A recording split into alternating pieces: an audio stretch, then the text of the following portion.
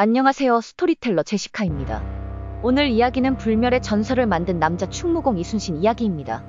이순신은 조선시대의 가장 위대한 해군 장군으로 그의 전략적 통찰력과 탁월한 지휘 능력은 임진왜란 당시 일본의 침략을 막는 데 중요한 역할을 했습니다.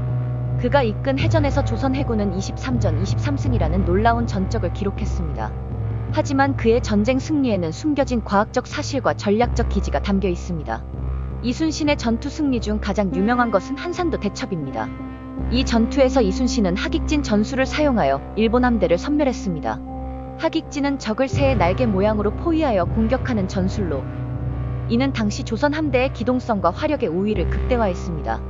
과학적으로 보면 하깃진은 적 함대를 둘러싸며 한쪽으로 몰아넣어 집중 화력을 퍼붓는 방식으로 함선의 배치와 속도를 계산하여 이루어진 정교한 전술이었습니다. 또한 이순신의 성공에는 거북선이라는 혁신적인 전함이 큰 기여를 했습니다. 거북선은 바닥이 평평하고 위쪽은 덮개가 있는 구조로 적의 화살과 대포를 효과적으로 막을 수 있었습니다. 거북선의 선체는 철판으로 덮여 있어 화재에도 강하며 적의 함선에 돌격할 때 큰 피해를 주었습니다. 이는 당시로서는 혁신적인 기술이었으며 과학적 설계와 전략적 사용이 결합된 결과였습니다. 이순신의 리더십도 그의 성공에서 중요한 요소였습니다. 그는 병사들과의 소통을 중시하고 전쟁 중에도 민심을 다독였습니다. 병사들은 이순신을 신뢰하며 그의 지휘 아래 목숨을 걸고 싸웠습니다. 이순신은 부하들에게 끊임없는 교육과 훈련을 통해 전투력을 극대화했습니다. 그의 군대는 규율이 엄격하고 질서정연하게 움직였으며 이는 전투에서 큰 차이를 만들었습니다. 이순신의 전략적 통찰력은 그의 일기인 난중일기를 통해서도 엿볼 수 있습니다.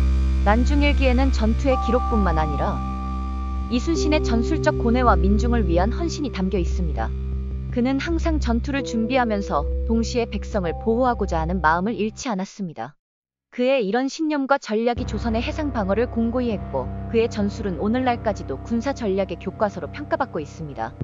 임진왜란 당시 일본군은 화력과 수적 우위로 조선을 압박했습니다. 하지만 이순신은 지형과 바람의 방향, 조류 등을 이용한 전술을 통해 이러한 열세를 극복했습니다. 예를 들어 명량해전에서는 좁은 해협과 강한 물살을 활용하여 일본군의 함대를 효과적으로 무력화했습니다. 과학적인 분석과 자연 환경의 철저한 이해를 바탕으로 한 그의 전략은 그의 뛰어난 전술가적 면모를 보여줍니다. 이순신의 업적은 조선의 해양 방어뿐만 아니라 그 당시 동아시아의 전쟁 양상에도 큰 영향을 미쳤습니다.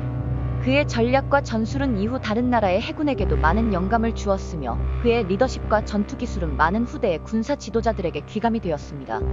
이순신의 업적은 단순히 군사적 승리를 넘어서 조선의 자주성과 독립을 수호한 위대한 승리로 평가됩니다. 그의 죽음 또한 극적인 순간이었습니다. 이순신은 노량해전에서 적의 총탄에 맞아 전사했지만 그의 마지막 명령은 나의 죽음을 알리지 말라는 것이었습니다. 이는 그가 마지막까지 전투에 임하는 병사들의 사기를 고려한 것으로 그의 리더십과 헌신을 보여주는 또 다른 증거입니다. 이순신의 죽음은 그의 전설을 더욱 견고하게 했고 그는 불멸의 영웅으로 기억되고 있습니다. 결론적으로 이순신은 단순한 군사 지휘관이 아니었습니다. 그는 과학적 사고와 전략적 통찰력을 겸비한 혁신적인 리더였으며 그의 업적은 오늘날까지도 한국인들에게 큰 자부심과 영감을 주고 있습니다. 그의 이야기는 단지 과거의 영웅담이 아니라 현재와 미래에도 큰 교훈을 주는 역사적 사실입니다. 이상 스토리텔러 제시카였습니다.